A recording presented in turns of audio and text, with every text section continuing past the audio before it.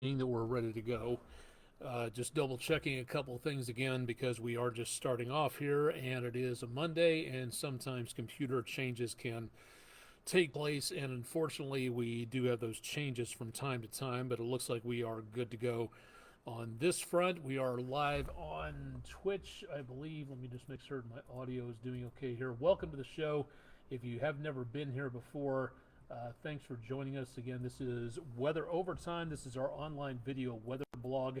Unfortunately, I have to do about 15 different things at once. My own executive producer, audio operator, camera person, all sorts of things like that. So unfortunately, it takes a little while to get everything where it needs to be, but it looks like things are where they need to be for now, including audio. So let's go ahead and get this thing started.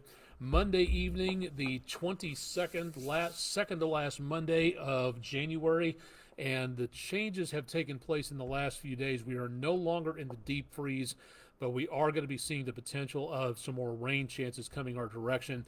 We'll talk about that here in just a little bit, but thanks for joining us on Twitch and also on Facebook for tonight.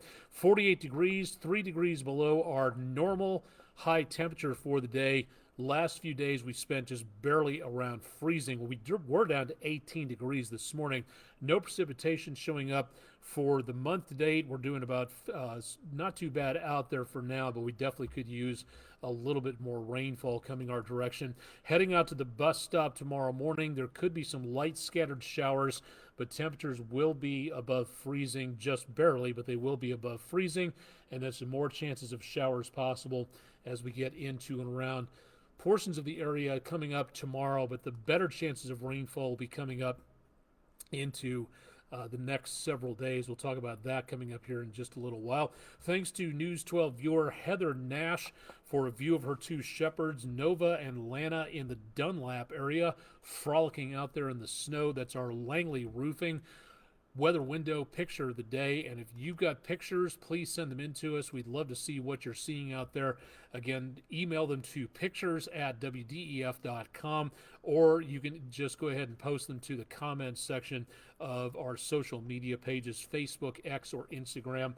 Give us a location. You can be anonymous if you want to, but just let us know at least where you were and what you were looking at. That'll help us out by just a little bit. Temperatures across the area not doing too bad from the area.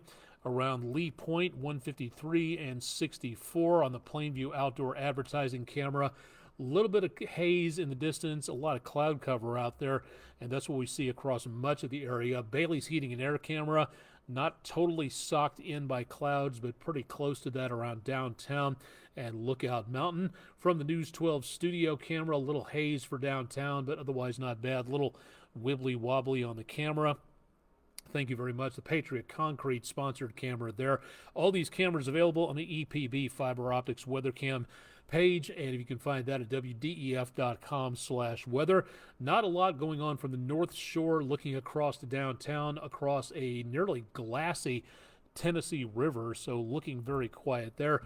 Hopefully doing just about as good. Yeah, this is an area that can get backed up very quickly, and we see again no major problems being at this time for traffic on one of the busiest interstate areas of this part of the country. So looking good all the way around.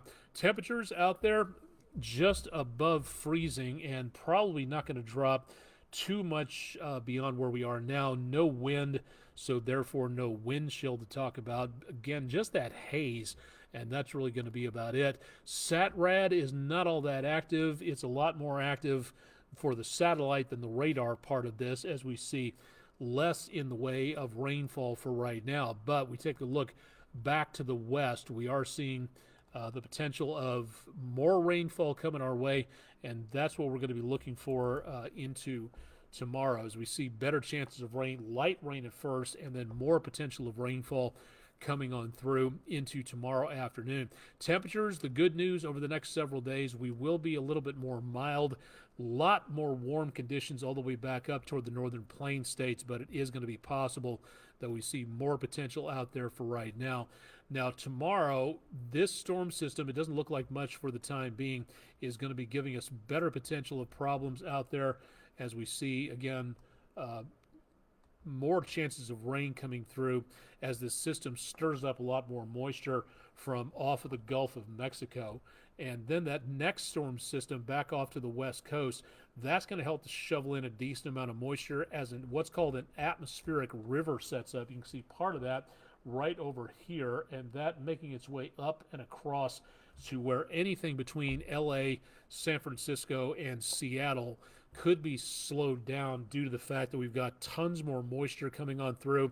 Heavy rain in some locations at the surface and a few thousand feet up. Beyond that, that's where we're looking at a lot more in the way of snow showers taking place. So that is where we're going to be seeing more of the problems into that area of the country. Now, we could see, again, the potential of rain moving in, light chances of rain into tonight, but it's as we go into the next several days after that, Tuesday into Wednesday, we really start to see the best potential of rainfall well back to the western parts of the News 12 viewing area through about the end of the week. Not as much in the eastern parts, well back over toward around areas east of Chattanooga, more back to the west of us, which is why in the next couple of days, Wednesday, a marginal risk east of Chattanooga. West of Chattanooga, we see again a slight risk again for flash flooding. We do not see anything in the way of severe weather chances, which is definitely some good news. That's Wednesday, but as we go into Thursday, we start to see the potential of more areas of possible flash flooding taking place around the area across much of the News 12 viewing area going on here. If you take a look at some of the temperatures, that kind of helps to explain why. Notice to the northeast of Chattanooga, temperatures are back below freezing. A lot of that is due to the ice and the snow that has settled into the area there. When snow gets or ice gets deep enough, it acts as its own refrigeration system. So it keeps the air above it very cool, and until most of that begins to melt, it can't cool the air above it quite as efficiently. So in this case, we see very cold temperatures up here, which means near the ground, temperatures are still pretty well close to freezing. So if that soil is very cold and compacted, or if it's even more than that, if it's frozen solid, that means that ground is not going to absorb rainfall the same way that dry, warm soil does. Now, if we see this very hard soil, frozen solid, the rain is going to fall. It's going to run off very quickly. And that is why we see the potential of more in the way of flash flooding taking place across portions of the area in the next several days. Now, some of the computer models, like you just saw, a little bit on the more liberal side of things, a little bit more conservative, but still a decent amount of rain through the end of the week. This is where we're starting to pick up again the potential of the worst rainfall from northwest Alabama into northeastern parts of Mississippi, southern middle Tennessee. Right now, through about Friday, there is the possibility we could see maybe 4 to 8 inches in that area and 3 inches plus in some locations here, that we could be looking at the potential for some heavier amounts of rainfall going on. And that is where we're going to be seeing the problem, especially if this area in the next few forecasts tends to drift over this direction, which is possible in these forecasts. So for right now, wet conditions past about Tuesday, Wednesday, Thursday, Friday, and into the weekend, things start to calm down a little bit, but it's going to take a while for that to happen, which means we've got a pretty good soaking ahead of us into the course of the rest of the next several days. So we will be watching that with a lot of interest, so stay tuned to News 12 for more information on that. Island Cove Marina and Resort on the EPB Fiber Optics WeatherCam network. The way it's looking for right now, again, near normal after the deep freeze we've been in. That's normal. That's where we should be for normal high temperatures at this time of the year. Scattered showers for Tuesday.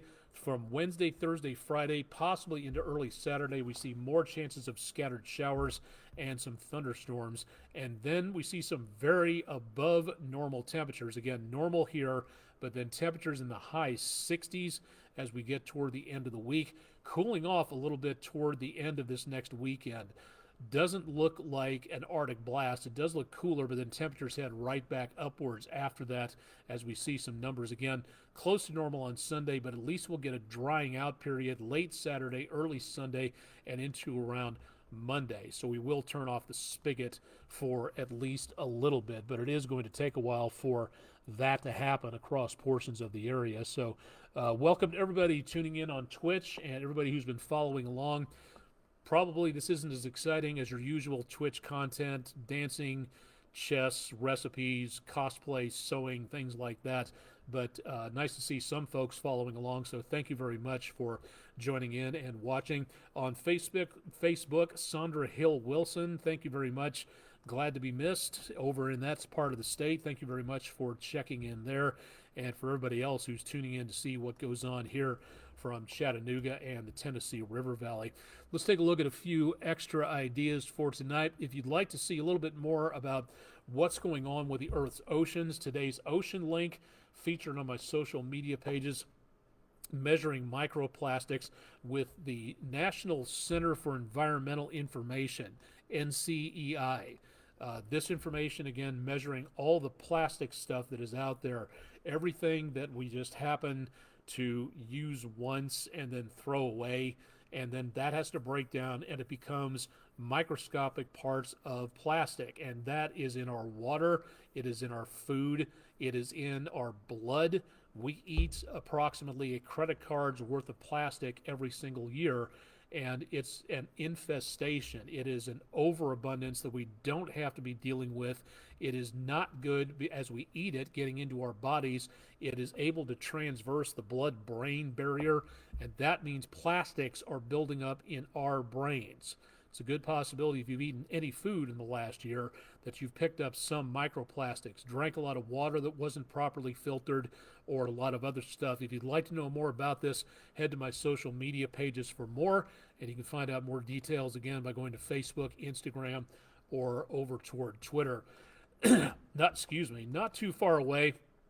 We're getting closer and closer to that time of the year to where we could see hopefully a good baseball season coming up. It's taking a little while, at least it feels that way. We still have a bunch of winter to go through, but we will be getting closer and closer to the opening day for the Chattanooga Lookouts. That coming up on April 9th, so hopefully that gets here a little bit sooner rather than later. I would love to see a little bit more baseball weather coming up around here into the course of the next several days.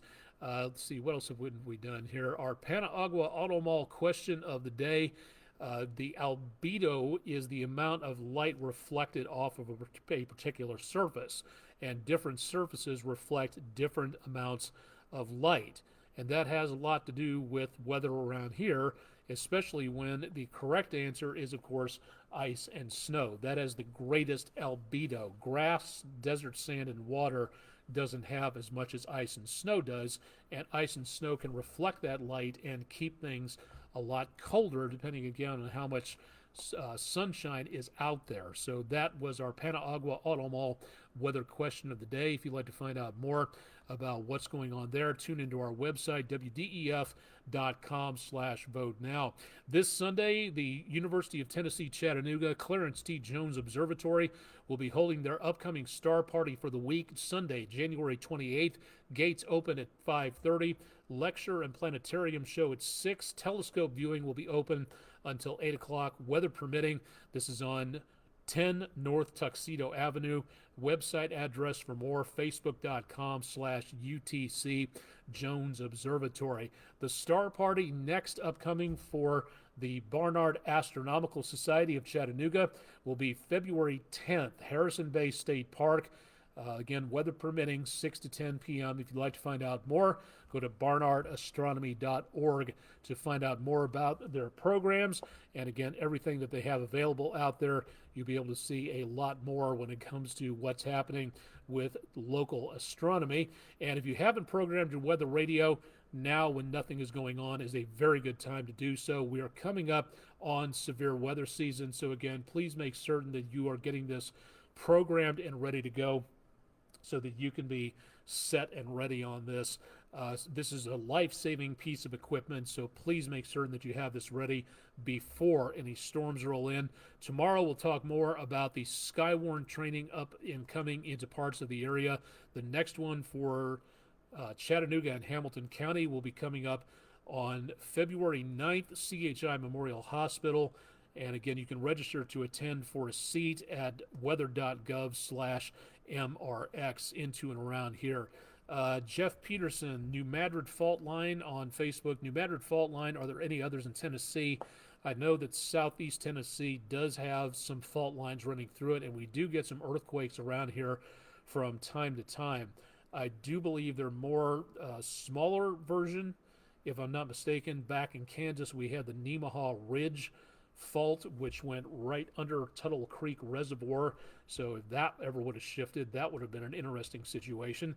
You can go to the University of Memphis Center for Earthquake Research and Information at ceri.memphis.edu, and they've got a ton of information, mostly focused on the New Madrid Fault, as they are a lot closer to that.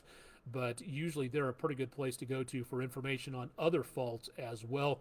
It's a very good question, not entirely in my field, but I do know that CERI is a very good place to go to for seismic information and looking at that particular area right there. And we can get some decent-sized earthquakes here. We just don't get quite as many or as powerful over in that side of the state. I do know New Madrid, the last time they got about a 5.0 was somewhere about 1895, somewhere in there. Never had anything that I felt when I was over there during my nearly 25 years back in Memphis. So we can get them here in this area, just not quite as much. So very good question on that, but ceri.memphis, ceri.memphis.edu would be the best place to go to on that. That should do it for right now. I'm going to try to save my voice. Haven't been talking so much in the last few days, and boy, it felt great. Going to be talking a little bit more about upcoming events with Skywarn tomorrow, so stay tuned for that.